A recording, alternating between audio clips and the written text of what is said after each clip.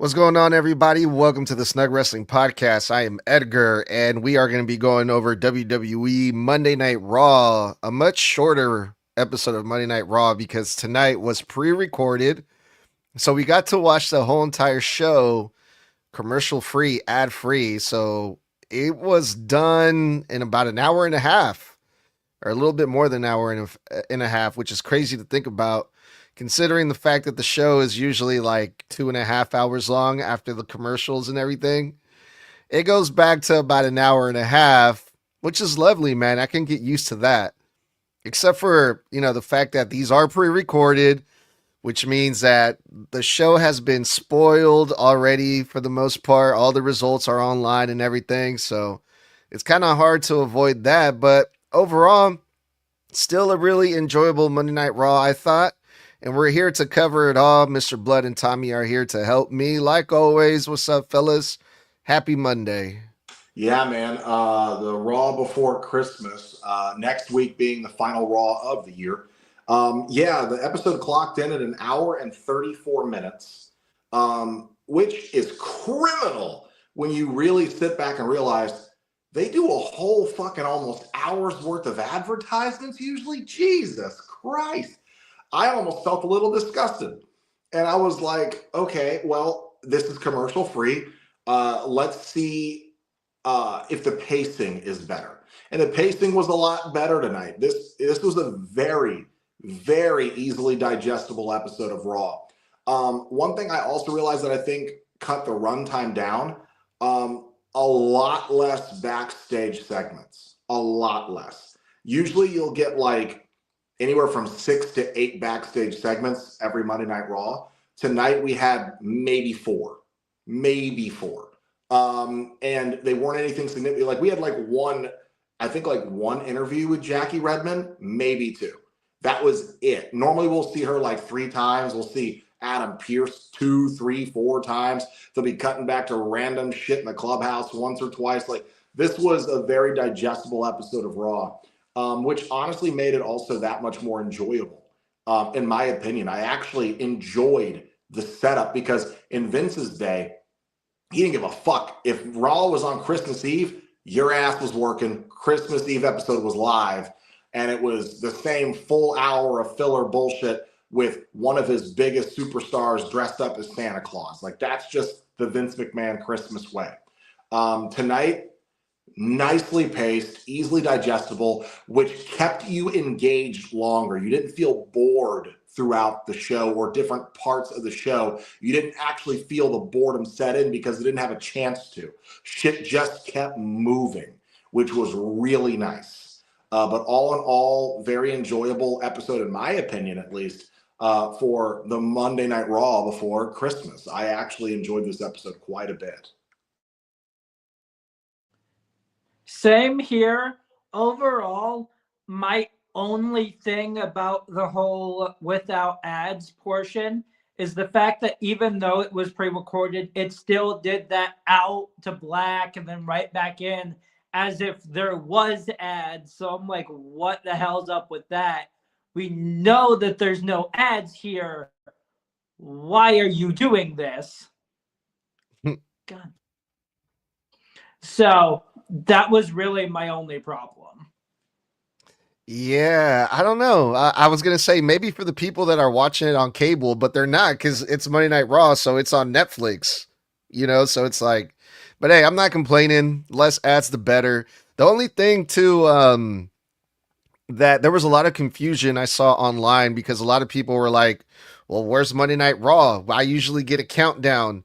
We usually like tune in 5 or a couple minutes before the show and, it starts, at the top of the hour or whatever. But this time it wasn't available on Netflix until like 8 p.m. Eastern on the dot. Then the show was available. So there was a lot of people kind of concerned that were like, is there no Raw on tonight? What is going on? And it's like, no, just wait. You have to wait until the very, very last minute for the show to be available, and then you can watch it.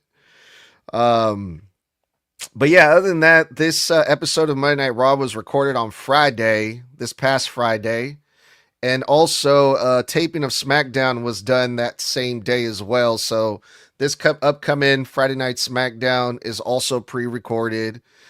We know some of the results for that again, unfortunately, just like we did for this Monday Night Raw.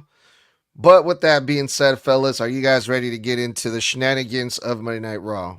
Yes, sir. All right, Austin Theory. We saw him come back last week, and we started off with a backstage segment with Braun Breaker, Paul Heyman, Bronson Reed, and they run into Austin Theory. And we're not wasting any time. That was one of my biggest questions is what's going to happen with him on this episode of Monday Night Raw, and he made it pretty clear. I've been seeing what the Vision has been doing. Austin Theory tells Paul Heyman, you take, and I'm here to take, and I want an opportunity. And I just basically, I want to prove myself to you, Paul. I want to prove myself to the Vision that I am worthy, that I am good enough. So right off the bat, we got the intentions for Austin Theory is clear. And I thought it was a lovely way to kick off the show. Yeah, I like I said, a lot of the IWC has hated on this, that it's Austin Theory. And I would like to reiterate to a lot of people a point that I don't think I made clear enough about Austin being the guy that they chose to be the masked man. One, if it was anybody that was a bigger star, it would be too distracting and it would take away and overshadow Braun Breaker specifically and Bronson Reed. It's already one thing to have Logan Paul there because you risk him overshadowing them both. He wasn't even on this episode. However, when it comes down to Austin Theory, you also have to realize Austin Theory was already rumored to be joining the Vision way back in August when those reports came out that they were talking about this. So it's not the biggest surprise in the world. They probably had to change his involvement in the Vision because of Seth's injury. Instead of having him join them straight up, he had to become the masked man so he could be a surprise so they could reintroduce him to the audience. And all the IWC is talking about is, oh man, they shouldn't have freaking had him. Even Busted Open Radio was like, oh, it was really lackluster. It was underwhelming, the response he got. Now we find out, in all fairness to Austin Theory, they pre-recorded episodes of Raw last week and SmackDown, like last Monday Night Raw when he came on. They had already taped a whole episode of SmackDown right before they started recording Raw. The audience was exhausted. Hence, the lack of extra reaction he probably would have gotten from a tired 5-hour deep crowd.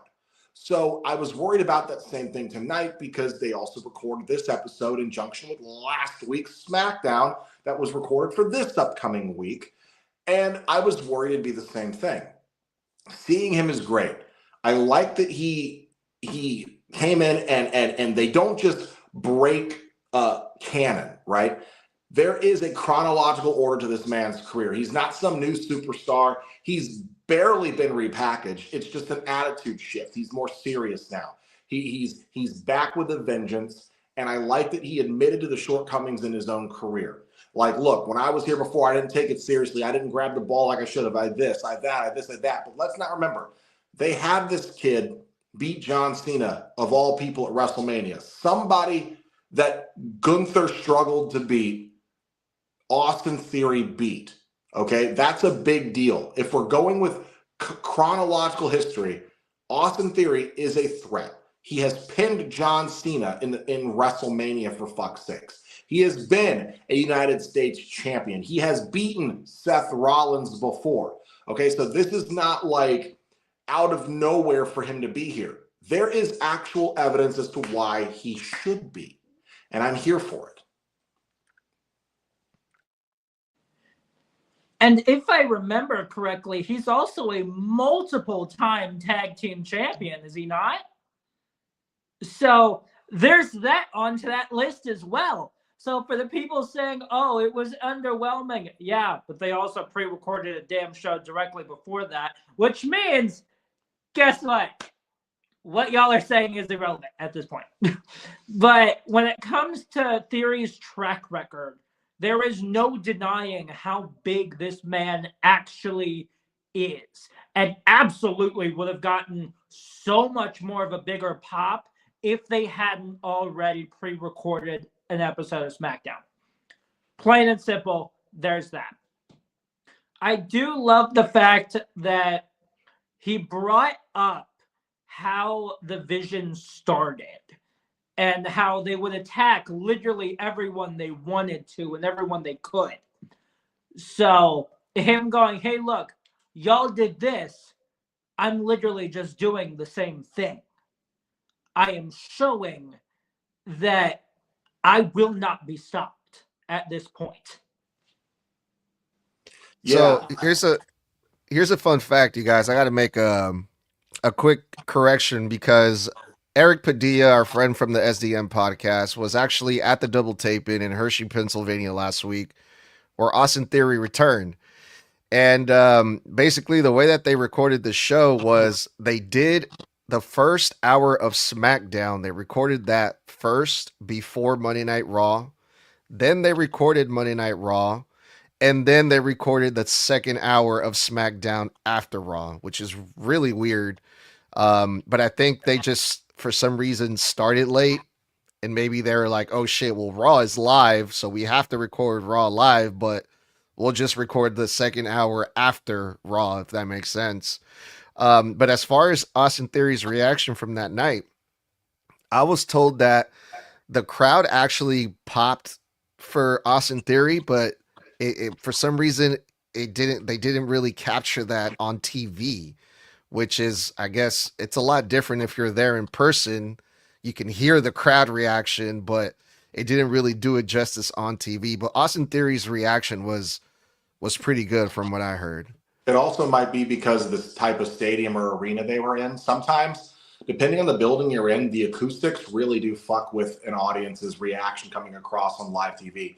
You know, we've had a lot of WrestleManias with open stadiums, like open ceiling stadiums, where people, like even the wrestlers are like, you know, you'll be in the ring and it just feels like you're not getting a reaction from anybody. But then you realize, no, it's because all the sound is traveling up and out of the arena because there's no roof or ceiling for it to bounce back down on. When it comes to Austin Theory, one thing I'd like to highlight that I really liked that he had said here was that, you know, the reason I kept the mask on is because I wanted you to see my actions before you saw my face.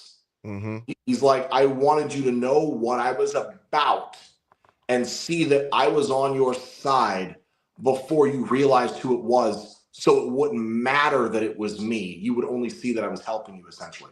I like that nugget there because I think something that's very important to realize here is you can already tell Paul Heyman is extremely curious. He likes him, but he is extremely curious because I think Paul maybe already assumes he's an agent for Seth, which I definitely got energy from that tonight because he's no longer using that A-Town down fucking finisher, that horrible finisher I'm glad he stopped using. The fireman's carry into a face knee buster. He's using the stomp. So, and remember, guys, he was a disciple of Seth Rollins. When Seth was the Monday Night Messiah, he was one of his disciples. And now he is utilizing Seth Rollins' finishing maneuver to win matches. Whereas the Vision might take that as, oh, he's mocking Seth. No, what if he is representing him? Yeah, I mean, I think we're getting way ahead of ourselves, Mr. Blood. He just came back. It's his first match. I'm trying to enjoy seeing him back, and then my mind's not there yet like yours, but maybe you're right. I am. And we'll too. talk. The seeds are getting sown already tonight. We'll talk about Austin Theory more because he was in the main event later on. It was announced in the tag team match.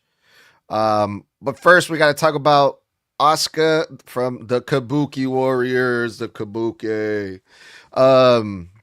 She wrestled Rhea Ripley, and I thought this was a hell of a way to kick off Monday Night Raw to set the tone for the show because it's Asuka, legend, one half of the tag team champions, versus Rhea Ripley, one of the best currently today. And these two women proved why they are considered some of the best women on the roster. They beat the crap out of each other, literally. Um, it was kind of concerning watching this match for a little bit because Rhea Ripley just came back from having a nose surgery. She wasn't wearing the mask, and she was kind of bleeding from her nose, which is like, holy shit. She I hope she didn't re-break it, you know. But there was also another moment where Rhea Ripley hit Asuka. She was like carrying her on her shoulders and face planted Asuka. And Asuka didn't put her hands in the way on time, and she fucking smacked the front of her teeth right on the mat, which also caused Asuka to get a little bit of juice herself. But man, this match was pretty fucking intense, man. It was one hell of a match, I thought. Yeah, I got a date for you. September 26th, 1981. That is the day and year that Asuka was born. This woman is 44 years old, and she looks, without that makeup on, looks like a 28-year-old to a 30-year-old, and still moves in the ring like a 26-year-old. I will never, ever not be impressed by Asuka in ring, period. She has a presence. One thing I noticed about her is her entrance. When she gets up on the rope and she reveals the mask, the way that they zoomed in on her tonight and the way she like looks and she just soaks in the crowd, that aura that comes off her, she has a presence that you can't teach. And that's why I love watching her wrestle, because Rhea has the exact same presence and aura. There is something about just, you have it or you don't. That's why people love Asuka. People love Rhea. They both have a ring presence that you cannot train into somebody. So when they have a match like this, the intensity goes from the superficial to the physical. And this was a physical match. It was very good. It's always good when these two are in the ring. I mean, Asuka really gained popularity around like 2017 in WWE, 2016, 2017-ish. No, 2017-ish, because then she faced Charlotte at WrestleMania in 2018. And she was already, in my opinion, a future Hall of Famer then. You look at the resume she's padded out now, first ballot. I don't know how you wouldn't put her there. Rhea's already in that echelon too. But seeing these two go at it, telling that story, they weren't overworking any specific body parts, but they were fucking physical. And it's a simple story. There's distraction outside the ring. Can Rhea overcome the numbers? Io comes out. Io, unfortunately, getting hurt, distracts Rhea to where she gets rolled up with the tights, which is a smart finish. You don't want to pin Rhea that easy, that clean. It destroys her aura. But you also don't want to pin Asuka that easy either. She's a tag champion. She is a threat. You need to keep her as a threat and strong. So rolling Rhea up with the tights protects Rhea because of distraction, but also still gives Asuka the win so the Kabuki Warriors stay strong. And I liked that Io was still selling that insane elbow with the Kinesio tape on her back. All in all, really fucking great opener. Really solid opener. Thank you to the both of you for describing this match and how physical it was. Because of the fact that how I had to watch this match or this show, this is the one match that I did not get to see. I got to hear it. I did not get to see it. But with the description that you guys have already said, I can picture it and I get it. And there's something that Michael Cole said that I'm like, wait, what? And that is, until now, Asuka had not beaten Rhea Ripley. Not once. Until now. I'm like, wait, huh? How in the world? I thought she did. Like, no. Turns out, Asuka, until now, had not beaten Rhea Ripley in a one-on-one competition. Like, what in the world? But thanks to you guys for describing it, because I can picture it. And I do completely understand why Rhea did get pinned, because that's just how it's going to be. But these 4 women are about to have a tag team match for the titles on January 5th. So we'll overall see how that goes as well. All right, you guys. The next segment was the Becky Lynch and Maxine Dupree segment. I'm not really sure if this was scheduled like this, because we saw Maxine Dupree walk into the ring, and they're like, "Oh, when we come back, we'll hear from Maxine Dupree," and it's like, "Oh, okay, maybe she's gonna go out there and cut a promo." But Becky Lynch comes out. She's back. We haven't seen her since War Games, is I think that what they said. The announcer said. I wasn't expecting to see Becky Lynch back, but yeah, she comes out. She continues her shtick about the referees screwing her over, and she's got lawyers, and she's gonna go to, the head honchos of Netflix and TKO and blah blah blah. And Maxine Dupree's music hit, and I actually popped for the very first time. I'm like, thank you. Someone shut this Becky Lynch up on my screen. It took forever. It was just, ugh. But yeah, Maxine Dupree comes out, and Maxine Dupree tries to cut a super baby face promo. The blood, sweat, and tears. I'm not going to give up until they're on this ring, and I beat you. Not once, not twice, but 3 times. Maxine Dupree reminds everyone how many times she's beaten Becky Lynch. Becky Lynch does not like that, obviously. Cheap shots, Maxine Dupree. And they're going to have a match soon, but we saw a little preview of this that I thought was really interesting, because Maxine Dupree got Becky Lynch in the ankle lock, and Becky Lynch tapped. And I'm like, whoa, Maxine Dupree, can she do it again? Can she do it again? And honestly, I want to see it happen now, man. This segment, as much as I really don't like either of these women, if I'm being honest, I actually want to see Maxine Dupree make Becky Lynch tap. And that's how you get people's interest right here. So I enjoyed this, surprisingly. I finally figured out, guys, Becky Lynch's gimmick. It took me so long to figure out why she was talking the way she was, why she was acting like that. Remember I said she was acting like a manic Muppet? Like, remember how I would describe all the way she talked? I finally figured out tonight, it clicked. She's literally doing an impression of Donald Trump. She is. She goes, I'm the best there is. And it's not just me saying that, it's Sports Illustrated saying that, and other people. I'm the greatest women's professional wrestler of all time. I am. And I've got my lawyers, they're great lawyers. They're the best lawyers in the country, smart lawyers. I talk to my friends at Netflix, and not just anybody at Netflix, the bigwigs, the biggest bigwigs at Netflix. I finally realized she's literally stealing Donald Trump's cadence. I can see that. Figured it out. And I realized she's doing a better Donald Trump than Donald Trump. But when it comes down to it, Becky does her shit. Maxine comes out looking like a champion, which I love.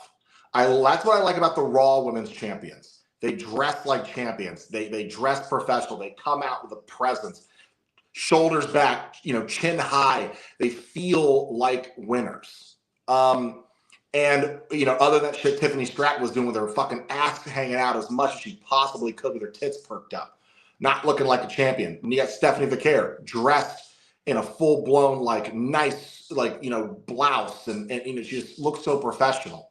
But when it came down to it, Maxine you never hear Maxine cut promos. Very rarely do we ever get to hear this girl cut promos. You know what the art of the promo is? What the number one thing about your promo needs to be? Believable. And when Maxine cut that promo, she did not sound like she was reading off a script. It was very baby face, but it sounded like real sentences coming out of her mouth. Not like, I love Charlotte Flair to death. I love Charlotte, but she's never cut a promo that sounded believable, ever. She'll go, I don't know who you think you are, but I am the queen But like when Maxine's out there, she goes, and I'm not going to stop until my blood, sweat, and tears are in this ring, and I put you down because I didn't beat you once, Becky, not twice, Becky. I beat you 3 times, and I'm not just their Intercontinental Champion. I'm your Intercontinental Champion. She sold it. She made me believe that she believes. That is the art of a promo. Her cadence was perfect. For a girl we never hear talk on the fucking mic, she knows how to talk on the mic. They gave her some babyface shit, but she made it sound real. That right there is her making significant progress. That right there was a massive, massive bump for me. When it came to her getting sucker punched and Becky getting the shots in, I was like, okay, they're going to beat her down so she can come back and win strong. Now I'm worried, guys, because when she picked the leg and turned it on Becky, locked in the ankle lock, and then did the cinch in when she laid on her back and did it, the moment Becky tapped, I popped, and then a moment later I realized I think Maxine's losing. Because I don't think they're going to have Becky. Look, Becky already put her over 3 times. I don't think they're going to have her do it a 4th. And if they've already had her tap once legit in a match and then have her tap right here in a segment, I am so worried that they're going to get us all the way up on the top of that fucking roller coaster, and then Becky's not going to tap, and I think Becky is going to beat her and win that IC title back. That's what I'm worried about. And then the moment she does, light it up, light it tonight, and I think AJ Lee versus Becky Lynch at the Royal Rumble. Fucking yes, Liz! Although it would hurt to watch Maxine Dupree lose that Intercontinental title, specifically because of the fact that, hey, we finally got Snug into it. We finally sort of got him into Maxine Dupree, at least in the slightest. But, see, look, I see that damn smile of yours. Fuck off. But, hey, we at least got him in there slightly. But she is absolutely believable, and everything that Blood said is absolutely right because it's true. Everything that she said it with an absolute purpose to fully dig into Becky. That was her entire plan. And for the most part, it worked because clearly she pissed her off enough to strike her. So there's that, but that ankle lock, I'm in that same boat, Blood, where I am worried at this point. But for all we know, she could still retain. But I do see more of Becky gets it back, and then we get that AJ and Becky match that we've been looking forward to.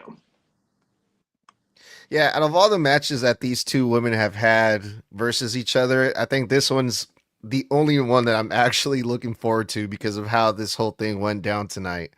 You know, because you guys bring up great points. Yeah, like, I don't know if she can do it a 4th time. Is Becky Lynch really going to go out like that? Is she going to tap? You know, it's interesting. It's going to be a good match because we know what Maxine Dupree's going to go for. We want to see her get that ankle lock in. And when she hits it, what's going to happen? You know, so it's going to be good. So I'm really kind of, looking forward to that. I don't agree with you guys when you guys say the promo was that good, but that's just me. But yeah, man, we'll see what happens. When is this match supposed to take place? Did they say? I think it's going to be either next week or on the 5th. I know it's because they showed us an advert for it. Oh man, if it's next week. They showed us an advert for it because they put them side by side, and the first thing I noticed was the weird grain effect filter they used on Becky Lynch's face. Looked like the whole left side of her face was swollen.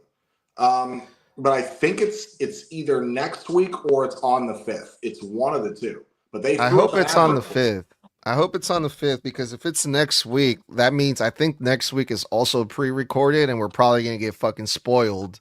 I don't think next week's pre-recorded because it's the 29th, so everybody should be back from their Christmas stuff. I think this week and today.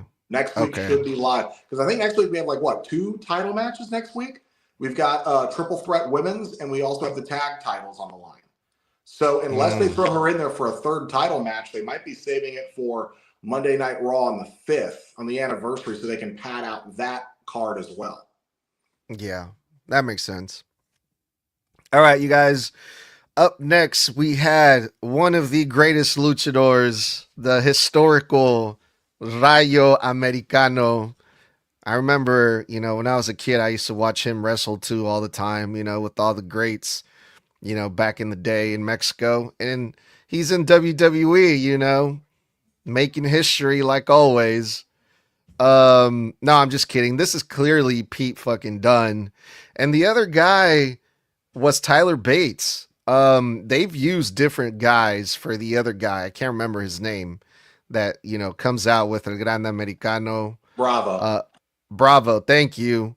Yeah, Bravo tonight was definitely Tyler Bates. The other guys we've seen before have been a lot bigger, but for some reason Bravo shrunk tonight. But yeah, they came out with El Grande Americano, and Rayo wrestled the most bounciest of them all, Javon Evans, right? And Javon Evans right now, he is a free agent. Technically, he's going to be called up, but the big question is where? Is he going to go to SmackDown? Is he going to go to Raw? But he got a good showcase match here on Monday Night Raw. He's also been wrestling a lot in AAA. He wrestled literally back to back. This episode of Raw was recorded on Friday, and then Javon Evans flew to Mexico the next day where he had a triple threat match, for AAA. So this kid is grinding, man. They're really giving him a lot of shine, and he's taking advantage of it 100%, man. He hasn't missed a step. He's looking good, Javon Evans, and he got the win in this match despite the numbers game that they had 3-on-1. Javon Evans beat Rayo, aka Pete Dunne. Yeah, I mean, what can you say about Javon Evans? This kid is a hot commodity. When it comes down to it, we know the reports are stating that a lot of these NXT call-ups are going to supposedly go to SmackDown to pad out their lack of star power because Raw is siphoning every star they can and has been this entire year. But Javon just has it. The kid is charismatic. He's got a great look. He's young. So he's got a fucking hell of a career in front of him. And he's just, God, you can't take your eyes off him in the ring, man. You really can't, because you blink and you'll miss something insane. Rayo, specifically, that was Pete Dunne. I said that shit last week in our chat. I was like, the moment they went to the side view of the mask, I could see into the side of the mask, the dip of his nose and his eyes. Pete Dunne, very specifically, without this being weird, has a very specific set pair of eyes. And I was like, that is Pete Dunne. I said it because I said, that is Pete Dunne if I've ever seen Pete Dunne. And when he came out tonight, I saw his eyes again, and then I saw his lips, and again, pause.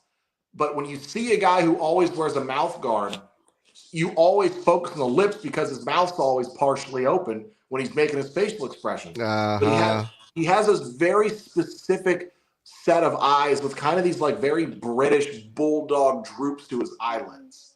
And I was like, that's fucking Pete Dunne. But then when he did went for the moonsault, I was like, that's absolutely Pete Dunne, because Pete Dunne does the moonsault.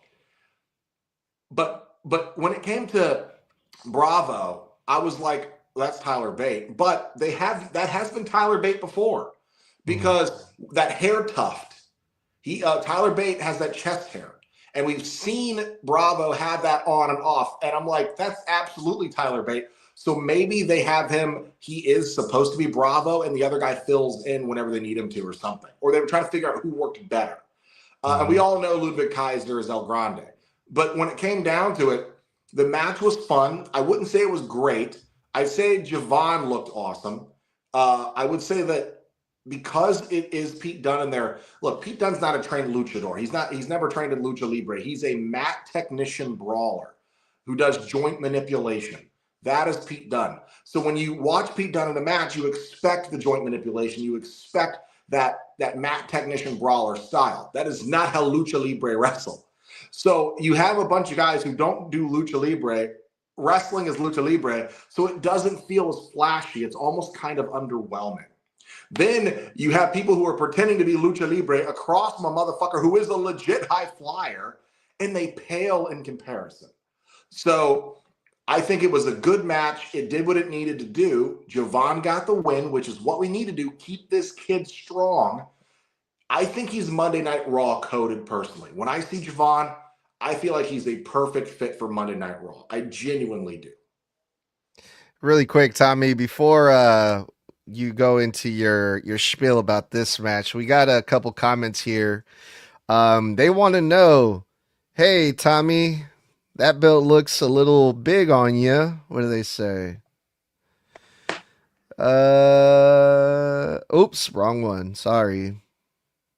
What the? Is this one? All right. That belt looks a little big on your shoulder. Are you down to mud wrestle me for it, big guy? Hey, what about that, Tommy? No. So I'll take it off And before any of here's you the guys do. reason fucking why. Oh, it's What signed. is that? It's signed by Cody. Oh, Hell yeah. nice. They also say, who's your tag team partner, Tommy? Bring your mystery partner, Tommy, and I'll bring mine. I'm challenging you for that tag team belt in a good old-fashioned mud wrestling match.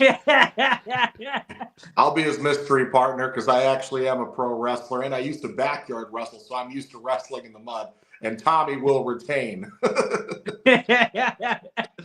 Damn, this show is getting weird. So, with this, that's absolutely Pete Dunne and Tyler Bate. There ain't no fucking doubt about it. But when it comes to Javon Evans, just imagine what's going on in this guy's head right now. Being shown off on Raw for the past couple of weeks, being shown on SmackDown on multiple occasions, being shown out on AAA shows, being on the card for Cena's last fucking match less than 2 weeks ago. Imagine what's going on in this man's head. And he is only 22. No, 21. I stand corrected. That's even better.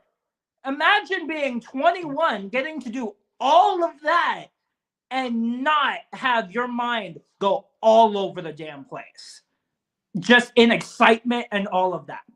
There is no possible way that this man is not going all over the place mentally because of everything he's been through throughout this last couple of weeks alone. Now, with the match, Blood's right. It's not really that entertaining. It was entertaining just because of fucking Javon Evans. But it wasn't really that good, mainly because of the fact that Ryo, this man, Pete Dunne, I can already tell you right now, is still not used to wrestling in a damn mask. He is used to wrestling with a mouth guard in his mouth. And that's about it. So, when it comes to Ryo's side, clearly Pete Dunne, he's not quite used to that yet. He'll probably get better later on and get more used to the mask and being able to move around with it. But right now, he ain't there. Well, he's also completely wrestling against a style that he's wrestled for years. I mean, you're literally asking him to not wrestle the way he wrestles, but still go out there and wrestle. So it's like, I feel for the guy. I don't want to put all that on him because it's got to be hard to untrain yourself to ride a bike so you can learn to ride a tricycle. You know what I'm saying? He's not a high-flying lucha libre. Again, he's a mat technician brawler. Always has been. Ever since even NXT UK and on the indies before that. So let's give him time to show us that he can ease into it. But again, that'd be like asking Gunther, hey, Gunther, stop wrestling like an old school throwback brawler technician. And we want you to go out there and we want you to start wrestling like a cruiserweight. It's just like, what are you telling me to do? You're telling me to not be me. So let's give him some time, but I think he's going to ease into it. It's just growing pains. I don't think we're gonna see him wrestle again anytime soon. That's the thing. This was just to put Javon Evans over. Pete Dunne's a good worker. He's gonna make him look good. Put the kid over. But um so it looks like we got a challenge accepted. They said, I'm down, Mr. Blood. Just remember in Portland we mud wrestle in our tuxedos. So that makes it a tuxedo match. So get ready to be stripped down, big guy. Well, I'm used to wrestling in my underwear. So when it comes down to it, we can mat wrestle, but you will get hit with the blood drop, then the blood drive for the 1, 2, 3. We saw a promo from Nikki Bella, and I gotta be honest with you. I thought this was pretty fucking good. I can't. Okay, if I'm just comparing the heat that Nikki Bella has with me compared to the heat that I got with Becky Lynch, I can believe Nikki Bella is a total B word a lot more than Becky Lynch. I just don't believe anything Becky Lynch says. But Nikki Bella, I get straight Karen vibes from her. Like, I can believe that she really is a bitch, dude. Because she was like, I'm the big deal. I'm here now and I'm the Hall of Famer. And she shows off the ring and she's like, this is what a star looks like. And I'm starting to like Nikki Bella and what she's doing now as a heel. But it was announced that yeah, we're gonna get a triple threat match because of course we are. So basically that's why we saw Nikki Bella out here. But I thought this I thought it was pretty good. Not gonna lie. I mean, the triple threat we all called saw coming, so it's not a big shocker there. But like, when it comes to Nikki Bella versus Becky Lynch and their believability as heels, let's not forget the first time they tried to turn Becky heel several years ago after the man gimmick, the fans kept trying to cheer her because no one believed that she was a heel because they were like, she's not a believable heel. She's too convincing as a baby face to buy her as a heel. She always has been. So when you see her as a heel now, it's weird because you're like, yeah, we get it. Okay, Donald Trump shtick. When are you going back to the man stuff? You know. I apologize. I had to cough. But when it comes to Nikki, if you remember her like in her original heel run where she was kind of on top, she was a believable bitch. Then you watch her on Total Divas, where even though it's scripted, she still came off as like a bitchy, whiny, all about me fucking girl. And it came naturally to her because I buy that she's probably sort of like that. She came up in the divas era. She probably acts like an actual diva. She's probably more humble in her real life, I'm sure. But remember, she got so bent out of shape and butthurt over Wade Barrett's comments not a couple of months ago, and she bitched about it all over the internet. And then he was made to apologize to her in order for them to be good. And since then, Wade Barrett's been glazing her on fucking commentary for like 3 months now, if you guys haven't been listening to him. So she gets what she wants when she throws a fit, instead of taking constructive criticism. So I believe the shit she said in her promo tonight because personally, I do believe she's probably kind of an actual real whiny diva who probably buys at least half of her own stock. But I couldn't be bothered to give a shit. One thing I will say about the show I hated was Corey Graves, who for me has been my least favorite commentator in the history of professional wrestling. I get being a heel commentator means to glaze, but bro, shut your fucking mouth sometimes, you whiny prick. Let's not forget this guy whined and bitched that Pat McAfee got the spotlight as a TV announcer, and they moved him over to NXT, and he bitched online about getting demoted because he wasn't famous enough, and then got complained until they put him back on the show. Okay, this guy's married to Carmella, yet is out here making like kind of hit on comments to Liv Morgan during the fucking match that we're going to talk about fucking next. And then as soon as Nikki gets off the fucking announcer table, he goes, I don't think I've ever been that close to that big a star in my life. Motherfucker, you've literally stood in the same ring as Cody Rhodes, John Cena, fucking the under. Like, are you dude? Shut the fuck up. Go back to SmackDown or NXT where I don't gotta listen to you live. Fuck, he ruins every show for me. He really does. I'm sorry. This promo was fine. We're getting the triple threat we thought, but God, this show would have been a 5 out of 5 for me if Corey Graves could just evaporate. This is what we should have had. There is a certain commentator on SmackDown. Technically, either of these damn commentators would have been way better than fucking Corey Graves. Even Wade Barrett, in which I would be just fine with. But the other guy, my brain is not connecting with names. Joe Tessitore? Yes. He may have just joined WWE's commentator team like within the last year, but he's already doing way better than Corey Graves because holy shit.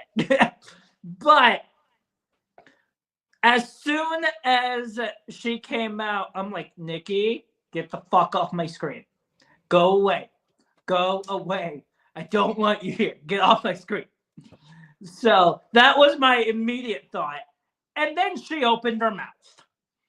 And I said even more, go away. I do not want you. But plain and simple, here is this. What she said, though, was pretty convincing, in my opinion. The only cringy part was her randomly showing off her ring like it was a damn wedding ring all of a sudden. So that was really my only problem with it. Like, why are you showing off your Hall of Fame ring like it's a damn wedding ring that you're wearing for the rest of your damn life? Because the person she could have married just retired and she already got divorced from the other guy she was married to. The only ring she's got left to show off. True on that one. All right. We had another women's match, Bayley versus Roxanne Perez. And at first, I could honestly not really give a shit about this match, but they got me like in the second half of the match because there was a lot of shenanigans going on over there. Raquel Rodriguez showed up mid-match, and they were trying to do the numbers game because Liv Morgan was out there. So it was basically a 3-on-2 situation with Lyra Valkyrie being out there. And unexpectedly, Bayley still got the win over Roxanne because of miscommunication between Raquel and Liv. They got into a little argument there when Roxanne Perez pretty much had the match won, had Bayley pinned, knocked out. Raquel distracts the referee from counting, and that basically worked against Roxanne Perez. Bayley takes advantage. She gets the win, and Raquel basically gets the blame for Roxanne losing. So they're starting to build, it looks like, that tension again, that split in the Judgment Day, because the girls are arguing in the faction. So what did you guys think about this one? Couldn't give a fuck. I've said this for so long now that I'm really sick and tired of hearing myself say it, but WWE keeps doing it. And that is pairing any combination of Bayley and Lyra against any combination of Roxanne and fucking Raquel, of any one-on-one, any tag. I'm so sick of seeing this shit. God, it's been like 4 months now of seeing these guys go back and back. I swear to God, Bayley has faced these two in some form or fashion more than anybody else she's wrestled this goddamn year on live TV. I swear to God, I'm so sick of it. So I couldn't give a shit about this match. And I still remain unimpressed with Roxanne, and it's not anything about her. It's just, I just don't care. Nothing she does grabs my attention. Everything she's done in the ring, I've seen someone else do before or better. But I respect her in-ring acumen. I respect that she's on TV. I respect that she's putting in the work. She's just not for me. I like the wrinkle of Roxanne, Raquel, being the one that caused the distraction when she's normally the one trying to keep everybody together. So I thought that was a nice turn of pace. I like that, Bailey got the win to kind of, give her back a little bit of her edge from having to put Soul over. But when it comes down to it, I'm not into the Lyra Bailey shit. I'm still not. I've told you guys for a while. I think the whole fucking, dissociative identity disorder fucking storyline is stupid. I also think it sends a bad message last week and this week. Hey, your friend's depressed and having self-doubt and doesn't believe in themselves, and you want to be there as a friend? Verbally abuse them, like Lyra did last week, to get them to get their confidence back. Verbally abuse and talk down to your friends, kids. Oh, and this week, whenever your friend's needing to feel psyched up and doesn't believe in themselves and they really need a win, assault your friend. Hit them in the face. Because that's what real friends do. Not only do we just verbally berate them, we also physically attack them just so they know that we believe in them. I thought that was just the dumbest shit ever. I think it's a horrible example to set for the younger audience who's going to see this. In an age where every kid under the age of 15 is depressed or dealing with self-doubt or confidence or issues or bullying, and they need their friends to rely on them, this is telling all these impressionable fucking children, hey, if your friend's sad, you should call them names. You should tell them about their failures. You should remind them that they're weak and small and pathetic and that you expect more from them, because that's exactly what a 10-year-old needs to hear. Merry Christmas. Smack her in the face. I thought it was the dumbest shit ever. I'm not with it. And I just need this. I need these people to stop wrestling each other for a while. Yes, it's stupid. But at the same time, when it comes to this match, there was literally only two things that was good about it. Other than that, the shit was bad. I didn't like it. The only two things that I was into was Raquel getting on the apron and distracting the ref, causing more cracks within the Judgment Day. Please disband this damn group already. And of course, Lyra smacking the shit out of Bailey. She's like, hey, this is not the Bailey I need. Like, that's how that went. And those were the only two good things about this match. And that was it. It reminds me of Scooby-Doo 2, Monsters Unleashed, the live action with Matthew Lillard and Scooby in the laboratory, where Shaggy's freaking out and like not sure what he's gonna do. So Scooby smacks him and he's like, thanks, I needed that. Smacks him again. Thanks, I needed that too. And then Scooby winds up and punches him right in the face. He goes, you're pushing your luck, Scoob. It's just like, who is this for? Who is it for? I'm just glad Bailey got the win because she needed it, man. Especially after losing to good old Sol Ruka. I'm like, damn, are they really gonna beat her twice versus another, next up and coming younger star like Roxanne Perez? But no, Bailey got the win, but it wasn't easy. They've been beating her all year, honestly, brother. I mean, Roxanne's pinned her a few times this year. Yeah. All right, let's go on because we saw Gunther, public enemy number one is what they called them, and also the career killer, not the legend killer, the career killer. And Gunther just comes out, does another victory lap where he jumps on the table and he's just getting booed out of the fucking building, man. The people hate this fucking guy. They love to hate him. They love to boo him. It's lovely how much heat Gunther has. And yeah, he says, oh, you guys are mad at me? Don't be mad at me. Be mad at the guy who gave up like a little bitch or something like that. I don't remember if that was exactly what he said, but it was short. He was out there for a good 5 minutes and he only said a few words and he got the most heat out of everyone of the fucking night, which I thought was amazing. But CM Punk comes out, goes face to face with Gunther, and I'm like, oh, Punk, I don't know if you want to put yourself in that crossfire right now. But we got a stare down between CM Punk and Gunther. Maybe, we're looking into a potential future match between these two. I don't know if CM Punk wants to put himself in that position versus a Gunther right now, but we saw that stare down. And then we saw the stare down with Rey Mysterio, and I'm like, God damn, they're just teasing Gunther. He's gonna retire all these people. What's going on here? And then we go backstage. He has another stare down with AJ Styles, and it's just like, fuck, dude. It's just crazy to think about.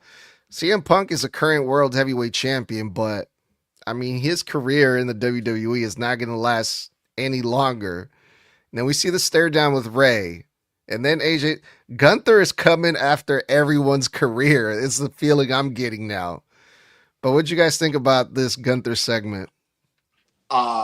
Again, second week in a row, I'm going to say this, reinforces the fact that having John Cena tap out to Gunther was the right call. You have the biggest fucking heel in professional wrestling right now. And all it took was John Cena doing the one thing he said he wouldn't do for the last 20 years, and he did it. And John Cena giving Gunther a rub that no one else could have ever come close to giving Gunther. And it is bearing such great fruit. Gunther is amazing. This shit was one of the smartest decisions they could have ever made with his character, with his progression. As we know, they're rumored to be building him up to take on and possibly retire Brock Lesnar in August at SummerSlam next year in Minnesota, where Brock Lesnar is from. But this shit was gold. And then having Punk come out. Let's not forget, Gunther, my brother, you're looking a little too confident. You're looking a little too confident, staring down into the eyes of the best in the world who beat you at SummerSlam this year and took the World Heavyweight Championship off you. Fuck the cash in from Seth. You're staring into the eyes of one of the few men who actually fucking pinned you this year. Legit, straight up clean. CM Punk's already proven he's got your number, homie. I don't think you want to bark up that tree because it's going to end with a GTS, a 1, a 2, and a 3. And when he stared down fucking Ray, who's already in 2 Hall of Fames and probably on his last year next year, I can see Gunther retiring Rey Mysterio. That stare down with fucking AJ. You just don't know when to shut up, do you? I guess I don't. Homie, AJ, we've already said this. I've already said this. I can see him coming after you too. If they turn this legend killer gimmick, which is the career killer gimmick, into Gunther just putting these vets out to pasture. Imagine a resume on a Hall of Famer that says, I retired Goldberg, I retired John Cena, Rey Mysterio, AJ Styles, Brock fucking Lesnar. Who could be after that? Randall Keith Orton. Like, you're talking about retiring an entire echelon of guys who have been in this company for 20 fucking years. Entire generation. Plus, a whole generation putting them out to pasture. God forbid he comes after Punk in like 2027 or 2028, my brother. But Gunther, in the words of the Mafia, my favorite movie genre, he's a made man. Imagine how it would be if all but one of the class of 2002 OVW were all taken out by Gunther. Imagine how big that would be for him.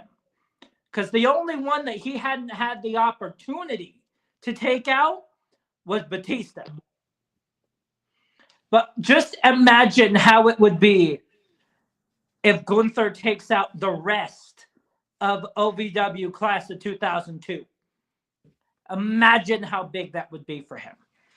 But I do agree that Man's acted really, really confident. Odds are he's definitely going after AJ, unfortunately retiring him probably.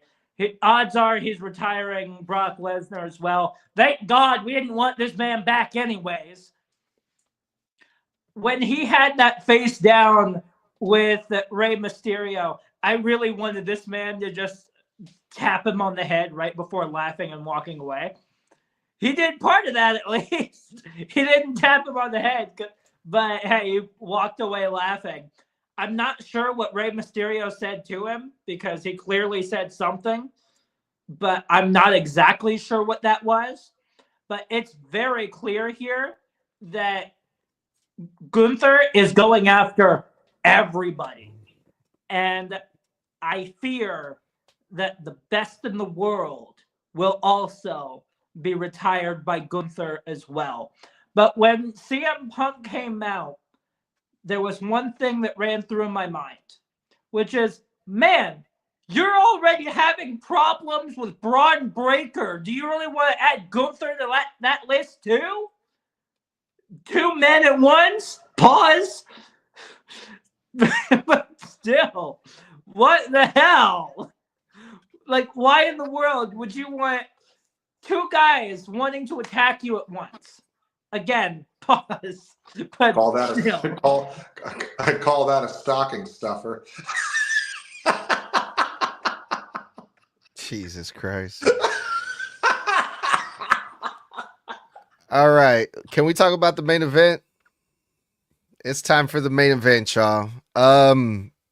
It was a very interesting dynamic because you had Austin Theory, who was announced that he was going to take place in this match to team up with Bronson Reed to face Rey Mysterio and CM Punk. So you basically have old school versus new school. You have the veterans, CM Punk, Rey Mysterio, working with these young guys. And it was like, the match was so good because we see the potential that Austin Theory has and Bronson Reed. They're the future. You know, they're the young heels coming after the respected and the loved baby faces in Rey Mysterio and CM Punk. And this match fucking worked. Austin Theory looks amazing. I think he's in the best shape. I mean, he's always been in great shape, but he looks in even better shape now. He's rocking the new gear. You know, he's got a different attitude. He's a lot more serious, more intense. He looked fucking great in this match, dude. His offense was, you know, it was on point. He's just so good. Austin Theory's so good. And also putting him with, again, Ray and CM Punk, veterans who are going to make him look good. I thought this was fucking amazing. The way that this was put together. The only thing that I am going to bitch about is if they're trying to put more attention on Austin Theory, make him look good, put him over, right? Did they at least one time mention the fact that he's a former United States champion and also someone else who defeated John Cena in the past? Because I don't think they did.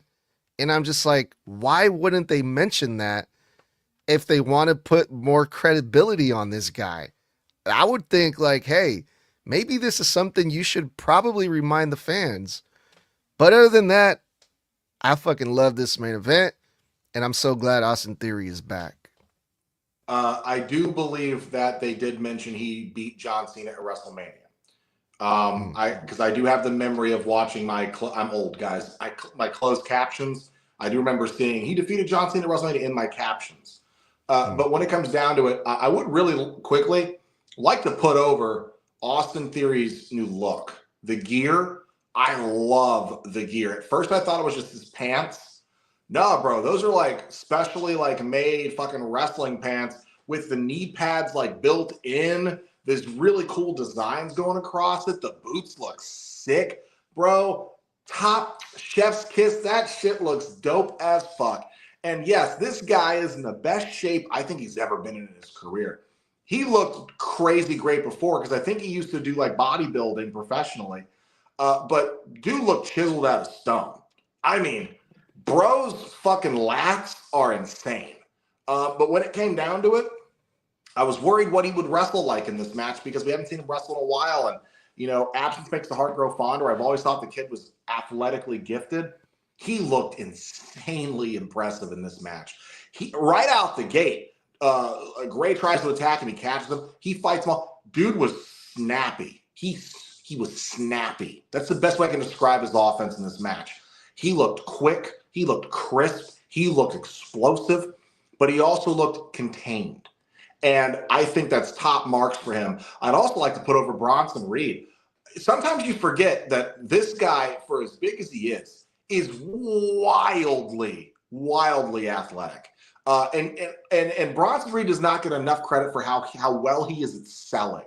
This guy, when he takes a bump, like he has to miss on purpose for a reversal, he eats that bump like 100%. Like when Ray dodges out of his senton, he threw himself into the fucking mat, bro. I mean, these guys look great. And that's what this is for, to put over young talent. And it's fucking working. I love that they kept showing how impressed Paul Heyman was at Austin Theory, because they kept cutting back to him watching Austin work.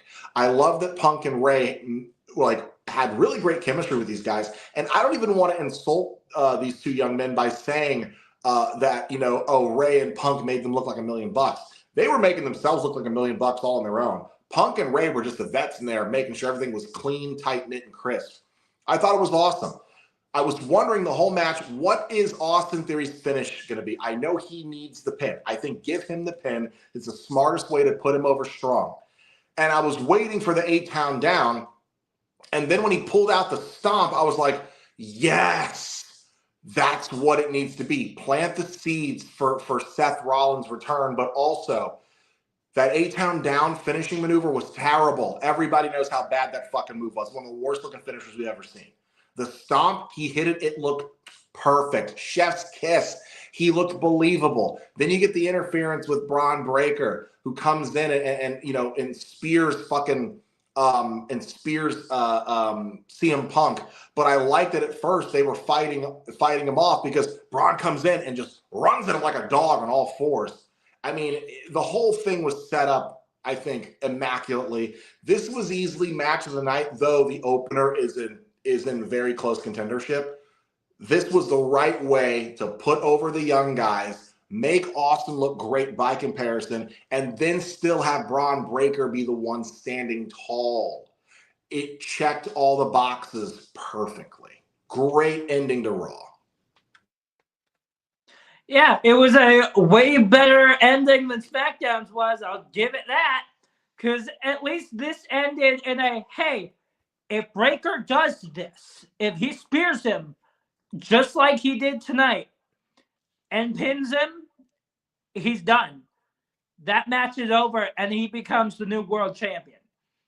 So I absolutely love that compared to SmackDown's ending, which was literally just a wide shot of a brawl.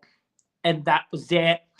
But the match itself, I completely agree. Match of the fucking night.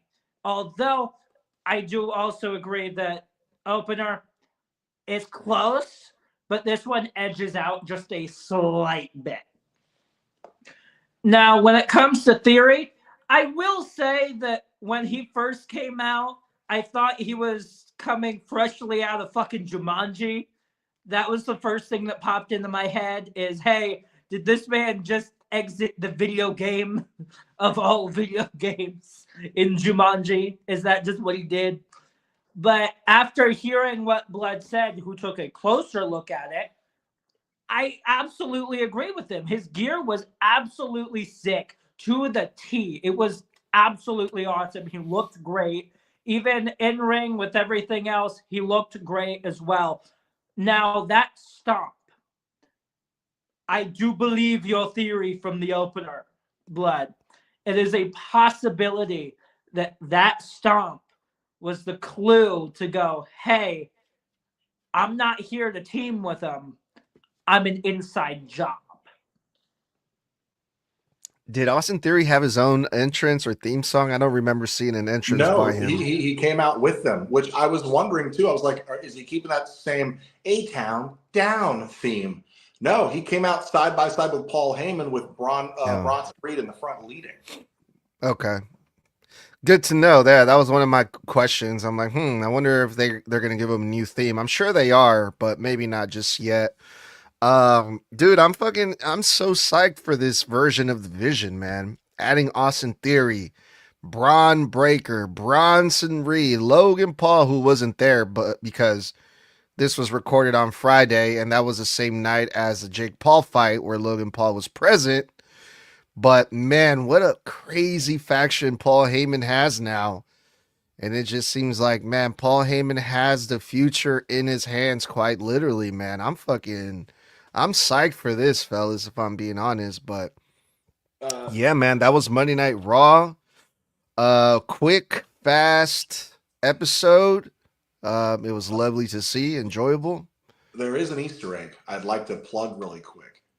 It was right in front of us the whole time, by the way. I was playing WWE 2K25 last night, and I was having a weird glitch, right, where none of my in-game music was playing over the menus. So I go into the jukebox in the game to reset the music, and I forget, oh, hey, you can select professional wrestlers' music to go along with the in-game track they already make. So you have more options. When I got to Seth Rollins' music, do you want to know what the name of his music was called? Not Vision. really, but okay. Okay. The name of his music has been called The Vision the entire time. And I thought that was such a cool Easter egg because I saw that and I went, wait a second. That's holy shit. He is the architect. When he says he's the visionary, the entrance music name of his fucking song for the last 3 fucking years has literally been called The Vision. And I thought that was a cool Easter egg. But I was like, wow, how did I not catch that shit? Thanks, Def Rebel. I thought it was just called Burn It Down. That was the old version before they remixed it. Interesting. Fun fact there for everybody. But yeah, other than that, that was Monday Night Raw, you guys. That was a snug review for this week. And we will be back some other day because it's the holidays. So I hope everyone has a good Christmas, good holidays, Happy New Year, all that good shit. We'll see you when we see you. Let's get up out of here. Well, guys, thanks for kicking it with us. That was our technical go-home episode for Christmas of Monday Night Raw. If you love our live reaction review shows, you can kick it with us every Monday and Friday night after Raw and SmackDown go off the air, respectively, except for this Friday. We will not be recording the review. It is the holidays, nor will we be live for Thursday night TikTok, nor the Wednesday night NXT review. But the normal closer, thanks for kicking it with us, guys. If you like it, kick it with us every Monday and Friday after Raw and SmackDown go off the air, respectively, on, well, anywhere you get your podcast, Apple, Spotify, fucking you name it. We're live everywhere, okay? Facebook, YouTube, goddamn Twitter, X, whatever you want to call it. Then kick it with us every single Thursday night at 9 p.m. Eastern, 6 p.m. Pacific on TikTok Live, or myself, Mr. Blood.